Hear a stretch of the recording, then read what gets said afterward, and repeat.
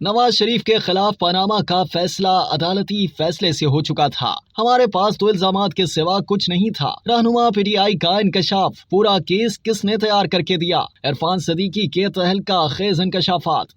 مسلم league نون کے senator اور روزنامہ جنگ کے کالم نگار عرفان صدیقی نے اپنے کالم یہ منصف کب کٹہرے میں آئیں گے میں پاناما کیس سے متعلق تہلکہ خیز انکشاف سامنے لائے ہیں کہ کیسے سابق وزیر اعظم نواز شریف کو سیاست سے نکالنے کے لیے بغیر ثبوتوں کے تاحیات نااہل قرار دیا گیا اور یہ سب ایک سوچے سمجھے منصوبے کے تحت کیا گیا۔ حیرت انگیز بات یہ ہے کہ نواز شریف کے خلاف پاناما کا فیصلہ عدالتی فیصلے سے بہت پہلے ہو چکا تھا۔ عرفان صدیقی لکھتے ہیں کہ معروف قانون دان حامد خان نے ایک ٹاک شو میں کہا کہ چیف جسٹس انور ظہیر جمالی سیاست میں نہیں پڑھنا چاہتے تھے، اس لیے وہ زیادہ آگے نہ بڑھے، لیکن ان کے جانے کے بعد عدالت کا ماحول بدل گیا۔ نواز شریف کے خلاف پاناما کا فیصلہ عدالتی فیصلے سے بہت پہلے ہو چکا تھا۔ اس انکشاف کی فضیلت صرف اس قدر ہے کہ زبان غیر کے ذریعے سامنے آیا۔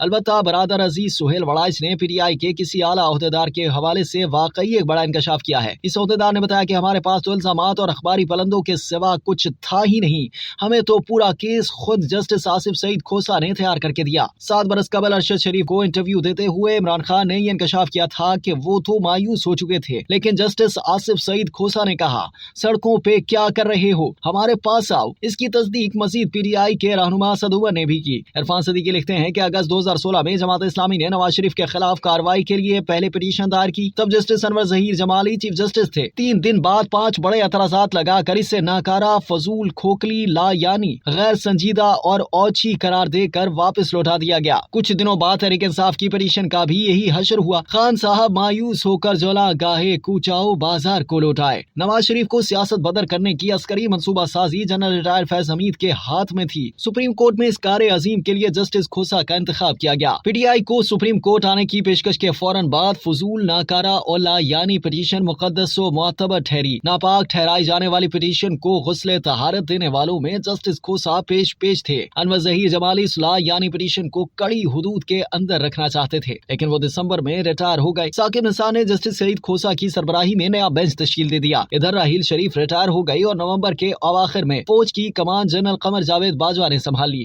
ایک طرف باجوہ اور فیض حمید ادارہ جاتی فیصلے کو آگے بڑھا رہے تھے تو دوسری طرف ثاقب نثار اور آصف سعید کھوسہ اس کے پاسباں بن گئے۔ جس طرح جنرل باجوہ نے نواز شریف سے نجات کا مشن جنرل فیض حمید کو سونپ دیا، اسی طرح ثاقب نثار نے پاناما کے حوالے سے سارے اختیارات آصف سعید کھوسہ کے حوالے کر دیے۔ کھوسہ کی سربراہی میں بینچ بنتے ہی ایک دن چیف جسٹس ثاقب نثار نے رجسٹرار ارباب محمود عارف کو اپنے چیمبر میں طلب کیا۔ رجسٹرار پہنچے تو دیکھا کہ جسٹس کھوسہ بھی تشریف فرما تھے۔ ثاقب نثار نے تلقین کے لہجے میں حکم جاری کیا، آج کے بعد پاناما کیس کے تمام معاملات جسٹس کھوسہ دیکھیں گے، چاہے وہ عمومی انتظامی نوعیت کے ہوں۔ اپنے مختار کل سے مختار نامے لینے کے بعد فیض حمید اور آصف سعید کھوسہ بے مہار ہو گئے۔ انور ظہیر جمالی کی رخصتی، ثاقب نثار کا عطا کردہ مختار نامہ، 5 رکنی بینچ کی سربراہی اور فیض حمید کی پشت پناہی کے بعد کھوسہ صاحب کے لیے کوئی رکاوٹ نہ تھی۔ قانون و انصاف پر یقین رکھنے والے جج کے سامنے سب سے بڑی رکاوٹ اپنا آئینی حلف ہوتا ہے، جو لازم قرار دیتا ہے کہ فیصلے بلا رغبت و عناد کرو۔ لیکن پاناما کے حوالے سے جسٹس کھوسہ کے فیصلے کے ایک لفظ سے بغض و عناد کا تعفن اٹھ رہا ہے۔ جی آئی ٹی کے لیے ہیرے بھی کھوسہ نے چنے۔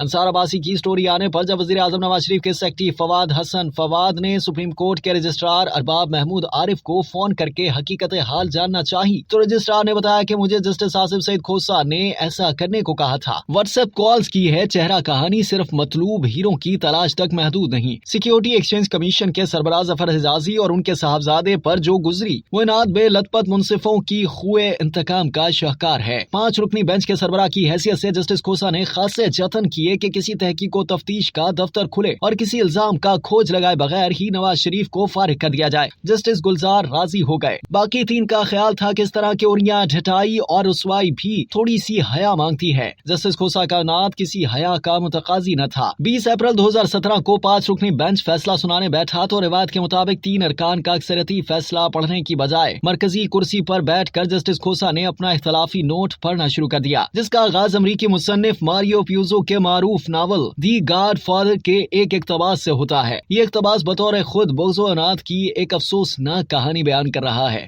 قانونی ماہرین मुहक्किकीन का ख्याल है कि आसिफ सईद खोसा का इख्तलाफी नोट किसी भी पैमाने से अदालती फैसला नहीं लगता। ये ऐसे शख्स का तहरीर करदा जवाब मजमून है जो अंग्रेजी अदब पर उबूर का तासुर देना चाहता है। जब कोई जज अपनी रोशन ज़मीरी के तहत आइन, कानून, अपने हलफ और अपने ज़ाब्ता इखलाक के मुताबिक एक फैसला लिख देता है तो वो इसके नताइज से बेनियाज होकर मामला अल्लाह और आवाम की अदालत पर छोड़ देता है। जब फैसले की बुनियाद कदूरत, बुग़्ज़ और इनाद पर हो तो जज का लिबादा पहने शख्स अपने हदफ का ताक़ुब जारी रखता है। 2019 में इस्लामाबाद हाई कोर्ट ने नवाज शरीफ की जमानत मंजूर करते हुए एक तारीखी फैसला दिया तो आसिफ सईद खोसा अंगारों पर लौटने लगे। फैसला तो ना पलटा लेकिन अदालत को खरी खरी सुनाई और जमानत के लिए इतनी कड़ी शराइत आयद कर दी कि वो मुमकिन ही ना रही। इसी तरह जब एहतसाब अदालत के जज अरशद की वीडियो ऑडियो कैसेट सामने आई तो उन्हें बतौर शहादत कबूल करने के इम्कानात ही मादूम कर दिए। पनामा फैसले जैसी दस्तावेज़े मलामत को अदालती फैसलों की किताब का हिस्सा बनाने वाले मुंसिफों के हर तारे वा और बंदे क़ुबा से इंसाफ कुशी की उफूनत उठ रही है। 280 आर्टिकल्स और हजारों झेली शिकों पर मुश्तमिल आईन पाकिस्तान इनका कुछ नहीं बिगाड़ सकता, क्योंकि ये खुद आइन की तशरीह और ताबीर करने वाले हैं और बात ना बने तो मर्जी का आइन भी खुद लिख लेते हैं।